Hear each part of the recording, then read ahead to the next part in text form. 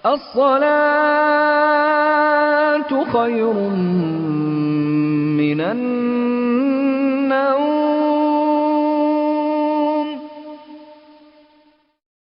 Baik, hadirin jamaah rahimakumullah. Selanjutnya mari kita dengarkan mauizah hasanah, insyaallah akan disampaikan oleh guru kita Al-Habib Muhammad Bagir Alwi bin Yahya. Kepada beliau dipersilahkan. Sallu ala Nabi Muhammad.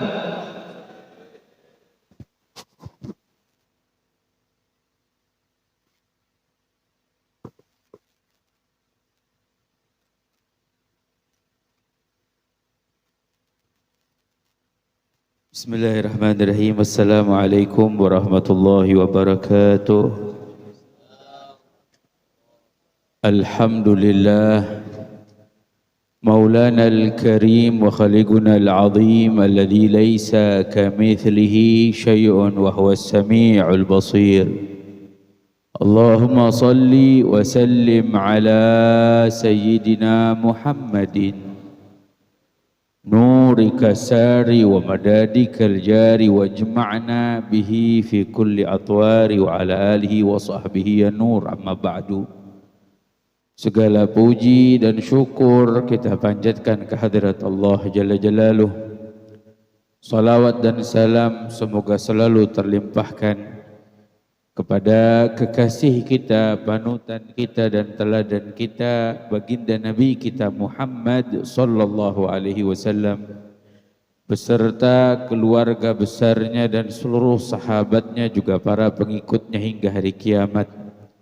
Yang kita hormati, kita muliakan para alim ulama, para asatidah, para sepuh, para tokoh masyarakat, segenap pengurus Masjid Asy-Syahid, dan juga hadir bersama guru kita Kiai Haji Abdul Raji Marja, Kiai Haji Sahraji, Kiai Haji Zainuddin Ilyas, Kiai Haji Ahmad Nasihin, Kiai Haji Ahmad Fajar Maulana, Ustaz Muhammad Syawal, Ketua FS3G Haji Nanang Pramana, Sekjen FS3G Ustaz Haji Ahmad Maulana, dan para asatidah lainnya yang mohon maaf tidak bisa disebut nama-nama satu persatu.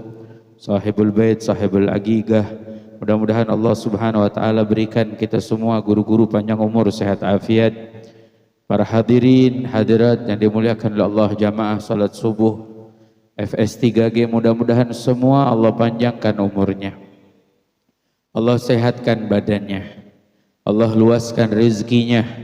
Di pagi hari ini sebagaimana disebutkan oleh Rasulullah sallallahu alaihi wasallam terletaknya keberkahan. Mudah-mudahan kita semua yang hadir diberi keberkahan oleh Allah.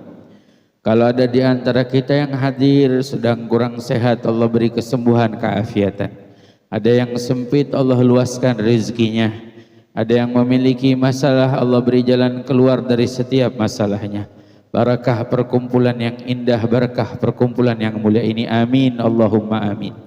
Alhamdulillah, kita bersyukur Allah berikan kita anugerah kesempatan di mana kita bisa duduk bersama-sama menunaikan kewajiban salat subuh berjamaah dan duduk berzikir kepada Allah, bersalawat kepada kekasih Allah Rasulullah Nabi kita Muhammad sallallahu alaihi wasallam.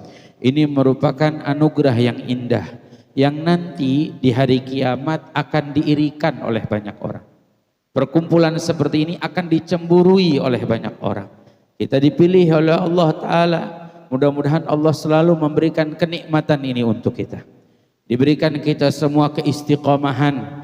Dan kita minta pada Allah, bukan hanya kita, ya Rabb, mudah-mudahan istri kita, anak kita semua mendapatkan kenikmatan yang seperti ini.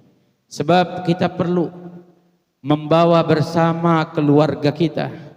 Seperti pagi hari ini Sahibul Bait mengadakan akikah untuk putranya, di mana ini adalah salah satu hak anak, hak keluarga yang kita perlu penuhi. Sama ketika kita mengaji, kita duduk di majelis ilmu, ajak keluarga kita ikut ngaji, ajak istri kita ikut ngaji, ajak anak-anak kita ikut ngaji, supaya insya Allah keberkahannya merata. Ya mohon maaf, kita kalau naik motor cuma kita doang pakai helm, istri kita kagak dipakein helm, anak kita nggak dipakein helm, kalau jatuh pada bocor kepalanya. jatuh pada bocor. Tapi kalau semuanya dipakein helm, kan insya Allah dijaga sama Allah. Paling gak kita sudah berusaha, berikhtiar, dan Allah tahu setiap usaha kita, setiap ikhtiar kita. Karena mohon maaf hadirin hadirat, perkumpulan seperti ini, majelis seperti ini udah benteng terakhir buat kita umat Nabi Muhammad. Di akhir zaman, di banyaknya fitnah, di banyaknya kemajuan, kemodernan, yang mana merusak anak-anak kita, keluarga kita tanpa kita sadari. Kalau dulu mah anak-anak kita bandel keluar. Sekarang di dalam rumah bisa bandel. Gimana caranya? Nih gak jauh-jauh dari telekomunikasi yang kita punya. Sekarang hampir semua anak-anak kita punya yang namanya handphone. Mana mereka semua dalam hidupnya, Masya Allah. Kadang-kadang kita ngelihat bocah duduk khusyuk, kirain lagi doain bapaknya, enggak, lagi main hack game. Kirain mah lagi doa gitu buat orang tuanya. Gak taunya malah asyik dengan handphonenya. Makanya saya punya guru, Al-Habib Umar pernah mengatakan, handphone yang kita punya nih, kalau kita gunain buat kebaikan, insya Allah jadi baik. Jadi buat silaturahmi, buat komunikasi, buat mengabarkan hal-hal. Tapi mohon maaf, kalau kita gunain jadi buruk, ini lebih dari setan. Paling bahaya, paling rusak, subhanallah. Yang mana kita bisa lihat sekarang, di zaman sekarang, anak-anak kita banyak dirusak dengan handphone. Yang dirusak akhlaknya, dirusak budi pekertinya. Berapa banyak di handphone kita bisa saksikan tuh. Di media-media sosial, ajakan-ajakan yang buruk. Ajakan-ajakan hina, ajak-ajakan dosa, ajak-ajakan syahwat. Yang mana terkadang itu datangnya dari orang muslim sendiri. Orang Islam sendiri sengaja buat konten. Kadang-kadang konten urusan kamar. Konten urusan dapur, urusan rumah tangga. Kadang-kadang konten kata-kata kotor, kata-kata buruk. Sehingga anak-anak kita pun menyaksikan, mohon maaf, yang main handphone, yang main media sosial, bukan cuma orang dewasa, bocah-bocah pada punya handphone. Dirusak Pak. Dirusak Bu. Mohon maaf, kalau bisa. Ini anak-anak kita kalau belum balik mah kalau bisa, kalau belum imannya kuat, kalau perlu jangan dibeliin handphone. Kalau perlu mah jangan dibeliin handphone dah. Imannya belum kuat. Jangan dikasih dulu. Sebab apa? Habis rusak mereka tuh. Karena memang kita bisa saksikan nih yang namanya handphone dituntun anak kita. Bukan cuma anak kita, kita juga kadang-kadang yang tua dituntun sama yang namanya handphone. Dituntun pada hal-hal yang buruk, waliyadzubillah. Ya kalau dituntun pada hal-hal yang baik sih khair. Kalau dituntun pada hal-hal yang menjadikan kita bisa taat ibadah ya baik. Tapi kalau dituntunnya buat maksiat luar biasa. Sekarang apa yang enggak? Ini handphone. Saya lagi perhatiin, enggak tahu cuman saya doang, apa semua jamaah juga perhatiin. Perhatiin dah, kita kalau ngomong sesuatu pasti timbul di handphone kita. Yang punya media sosial, buka YouTube, pengen dengerin ceramah, ya pengen dengerin ceramah. Tapi dah coba ngomong sama temennya sesuatu pengen apa, pasti nimbul tuh di handphone kita. Saya udah perhatiin. Dari kapan? Dari beberapa waktu yang lalu, saya lagi ngobrol sama teman saya, bulan puasa, Ramadan. Lagi ngobrol sama teman saya, nih enak buka puasa pakai sirup ini nih enak, saya bilang, saya sebutin namanya. Subhanallah, nggak lama tuh saya buka. Pas mau buka YouTube isinya iklan sirup. Lah dia tahu tuh handphone. Kita mau sirup dia tahu. Berapa waktu yang lalu begitu juga. Saya ngomong sama teman saya, pengen beli tas nih, tas apa yang bagus ya? Itu pas buka Instagram isinya iklan tas. Kok dia bisa tahu? Kok dia bisa paham? Emang sih ada speakernya di sini ya. Dia denger tuh. Bukan hanya itu loh. Saya kemarin nih 2 minggu yang lalu duduk sama teman saya ngobrol. Saya bilang ada minyak wangi enak saya bilang. Namanya ini, mereknya ini, keluaran ini enak banget wanginya. Itu ngobrol belum nyampe mungkin sejam. Duduk saya pas buka Instagram isinya merek minyak wangi yang saya sebutin. Kok dia bisa tahu? Kasyaf di handphone jangan-jangan. Ya dia bisa tahu isi hati kita tuh. Ya mohon maaf, didorong, kita tuh didorong, disuruh ngikutin ini. Bukan dia yang ngikutin kita yang ngikutin ini. Berapa banyak orang yang habis waktunya sama handphone. Yang mau tidur sampai handphonenya kagak bisa dilepas di sampingnya tidur tuh. Kadang-kadang sampai nempel di kupingnya kagak dilepas. Ada lagi sebagian orang yang baru bangun yang dicari handphone. Lah keluarganya nggak dicari sama dia. Handphone mana handphone? Ya kadang-kadang kalau pakai kacamata, kacamatanya nggak dicari. Handphone dulu mana handphone? Begitu. Ini mohon maaf, kita diajak benar, diarahin benar. Sampai yang mohon maaf, yang khawatir, mudah-mudahan ini jadi nasihat buat kita. Yang dikhawatirinnya anak-anak kita sampai jatuh dalam hal-hal yang buruk. Sebab saya udah ingetin, seringkali kita nih kadang-kadang kalau lagi nggak punya uang, kita ngeluh sama orang, kita ngomong, subhanallah, coba dah perhatiin. Pasti dah tuh, timbul iklan-iklan. Buka YouTube iseng, timbul iklannya, pinjam aku, pinjam kami. Ada aja anak kita disuruh ngutang, utang-utang online tuh, pinjol namanya.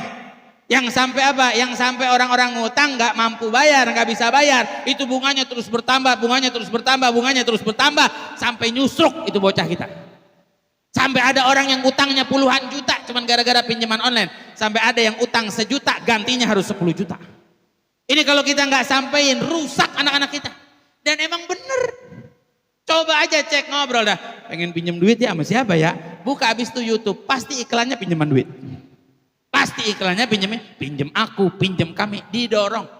Wah, yang lebih bahaya lagi nih, yang sekarang, yang hampir banyak orang-orang jatuh kehidupannya sebab handphonenya main judi slotnya.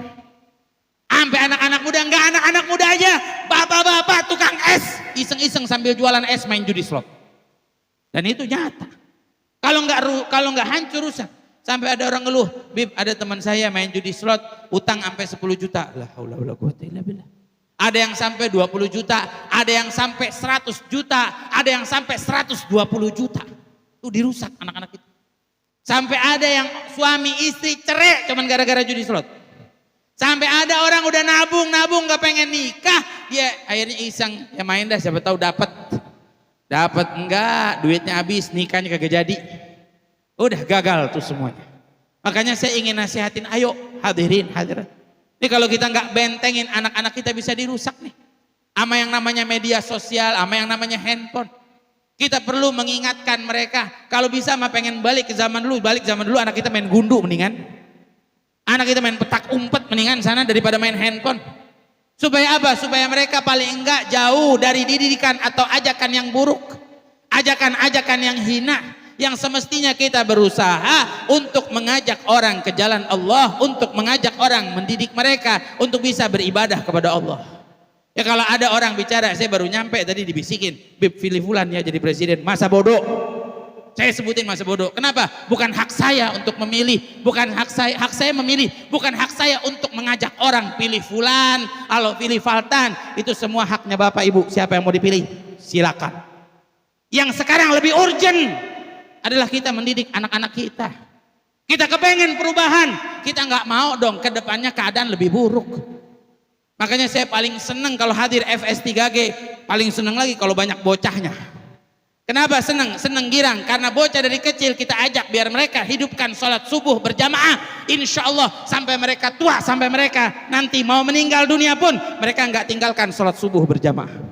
Karena ini kemuliaan yang Allah Subhanahu Wa Taala berikan. Bukan kita ngurusin mau presiden mau kagak ngerubah keadaan kita. Ya mohon maaf, emang kalau presidennya fulan terus sholat subuhnya pada berjamaah nggak ditinggal. Emang kalau presidennya fulan khatam Quran tiap hari, belum tentu yang bisa merubah kita sendiri. Innallaha ma yughayyiru ma biqaumin hatta yughayyiru ma bi anfusihim. Sesungguhnya Allah tidak mampu merubah keadaan satu kaum. Allah punya kuasa merubahnya, tapi Allah tidak mau merubah keadaan satu kaum kecuali Allah Subhanahu wa taala rubah keadaan kita sendiri masing-masing. Ya gimana caranya? Ya kita usaha. Duduk nih sama kiai kita, Masya Allah, masjid-masjid di wilayah kita Bekasi ada pengajian, kita hidupin. Apalagi mohon maaf banyak yang hadir FS3G, para asatidzah, para ulama, kita hidupin lagi. Kalau perlu pengajian maghrib, masjid musola hidupin. Nggak apa-apa pada saut-sautan, yang penting anak-anak kita pada ngaji. Yang penting anak-anak kita mau duduk di masjid. Bukan sibuk, anak kita ya Allah punya duit dikit ngajakin ke mall. Bukannya ke masjid, ibadah, taat, sholat 5 waktu berjamaah. Saya Pak Bu, waktu pernah belajar di Hadramut, di mana pernah saya bulan puasa ikut dakwah ke satu perkampungan namanya Huraidah. Huraidah ini kampungnya Al-Imam Al-Habib Umar bin Abdurrahman Al-Attas yang rotibnya suka kita baca. Itu saya sampai kaget, sampai kagum. Itu bocah-bocah, Masya Allah, umur masih 5 tahun, 6 tahun. Itu setiap jam 3 malam mereka kumpul di masjid, jam 3 malam. Nah, kita dapetin nggak bocah-bocah gitu? Jam 3 malam ngumpul di masjid pada ngaji. Alhamdulillah difasilitasin, emang dikasih kue-kue dah, snack-snack, kacang-kacang, popcorn supaya semangat tuh bocah pada ngaji. Ya emang kita kalau ngedidik anak-anak kan ada yang kita iming-imingin sedikit. Biar mereka punya rasa rasa keinginan. Ya beda kalau sama orang tua mah nggak usah pakai diiming-imingin lagi. Kita taat sama Allah nggak usah pakai diiming-imingin. Sampai dulu Al-Imam Abdurrahman Sahibul Bughyah, Al-Habib Abdurrahman Al-Masyhur, pengarang kitab Bughyah Mustarsyidin, fatwa beliau. Beliau sampai bilang apa? Dulu kita masih kecil nih kita, dibangunin sama nenek kita. Nenek kita bikin kue. Kalau di sana disebut namanya kue kaak. Kalau orang Betawi bilangnya kue geplak.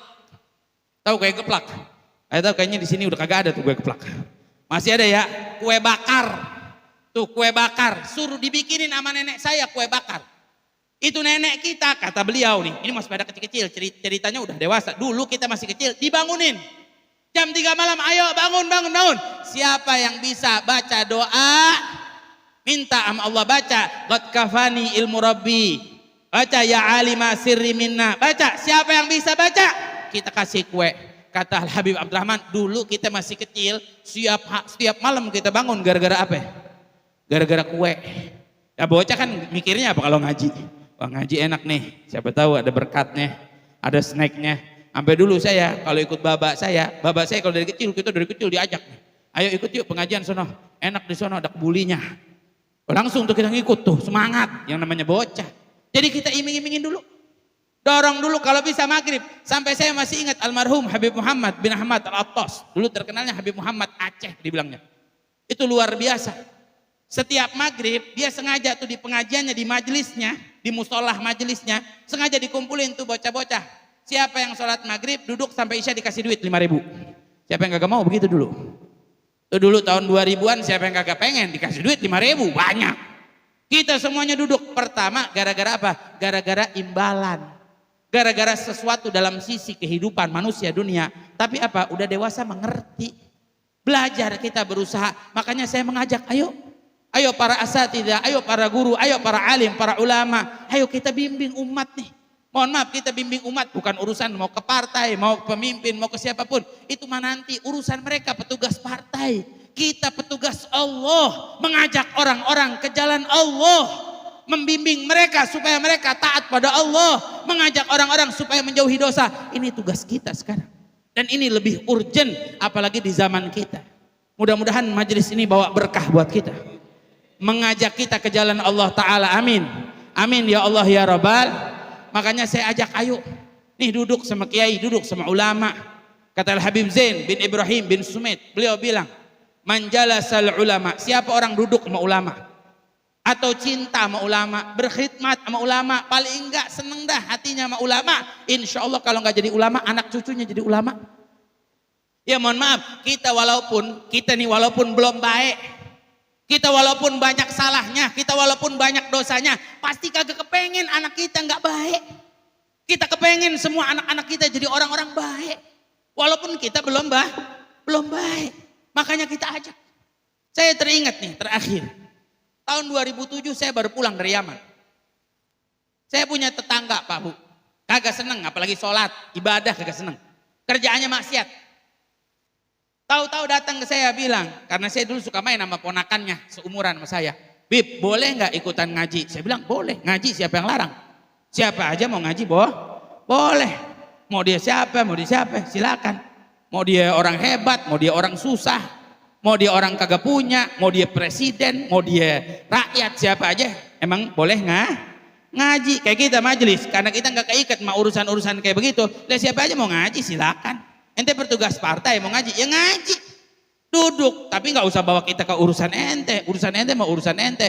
Ente biar pada capek sendiri ngurusin urusan ente. Lah kadang-kadang kan kalau kita ngikutin, ntar kalau ada apa-apa kita yang disalahin. Wah, ulama yang disalahin, gara-gara ulama nih, enak aja kan. Nah, subhanallah, ini orang ngomong sama saya, Bib, saya mau ikut ngaji. Boleh sih bilang. Cuman Bib, saya kagak punya uang, saya punya motor nih Bib. Emang bukan orang kaya, bukan orang punya. Saya bilang nggak apa-apa ikut ngaji. Bib, saya nggak punya uang bisa bantuin Habib dakwah. Cuman saya punya motor. Habib mau kemana aja silakan saya anterin. Saya bilang marhaba. Itu orang bantuin saya Pak. Saya masih ingat jasanya.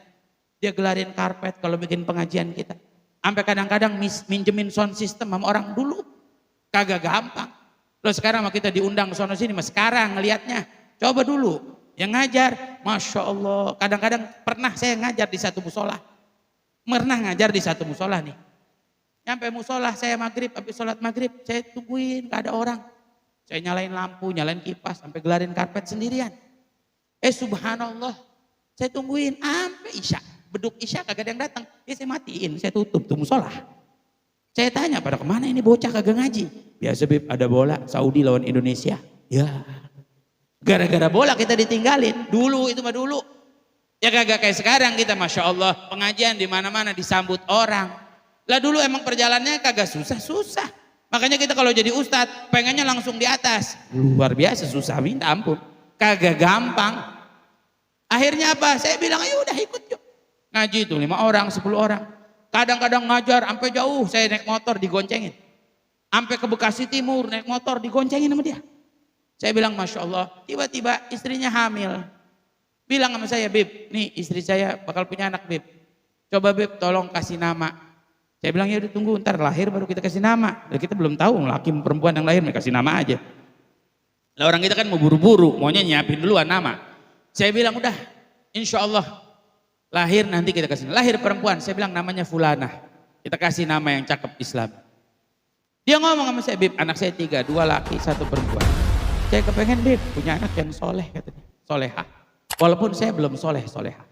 Tuh omongan saya nggak lupain. Di atas motor ngomongnya. Saya bilang udah ngaji. Ngaji sama siapa aja ngaji. Ketemu kiai ngaji, ketemu ulama ngaji, sama ustadz ngaji. Kita mengaji nggak mandang orang. Kita ngaji nggak mandang orang. Bahkan kalau ngaji itu ada 2 macam. Ada namanya Syekh Tahkim, ada namanya Syekh Tabarruk. Kalau Syekh Tahkim guru yang kita emang serahin hidup kita sama guru, ya 1 orang. Tapi kalau Tabarruk sama siapa aja kita boleh ngaji. Selagi ada manfaat apa yang disampaikan ngaji. Saya ngomong begitu didengerin. Saya nggak sadar tuh omongan udah 16 tahun yang lalu, 2007. Kemarin saya pengajian Pak. Hadir pengajian, subhanallah anak dia di depan saya nih. Saya liatin, oh anaknya si Fulan nih tetangga. Saya bilang, pulang saya ketemu subhanallah malam nih. Saya ngomong, anak gak ngaji yang gede, yang tua? Enggak Bib. Anak saya enggak kerja, saya bilang. Enggak Bib. Katanya berhenti dari pekerjaannya. Karena kalau ikut kerja kagak bisa ngaji malam. Nah, cakep saya bilang. Berhenti ya, mau nyari kerja yang siang biar malam bisa ngaji. Saya bilang insya Allah mudah-mudahan dapat kerjaan yang baik. Saya cuma bilang gini, oh iya sadar saya. Anak yang tua, emang sekolahnya sekolah dunia, tapi sama pengajian kagak ninggalin. Enggak ada namanya kata pacaran, duduk sama perempuan yang bukan muhramnya enggak. Subhanallah, saya ngeh lagi adiknya dia dari kecil tuh. Si bapak ngomong, Beb gimana saya pondokin ya? Pondokin apa di Jawa Timur? Habis dari Jawa Timur pondokin lagi di Serang. Sekarang itu anak udah jadi ustadz di Serang. Jadi ustadz, saya bilang, oh iya anaknya jadi ustadz yang satu. Yang perempuan tuh, yang kita namain, masih kecil. Mondok di tempat abangnya, sekarang bakal jadi calon ustadzah. Saya sampai ngomong, ente beruntung. Saya bilang, ente beruntung. Ente bukan kiai, bukan ulama, tapi punya anak soleh-solehah. Itu yang didambakan oleh banyak orang.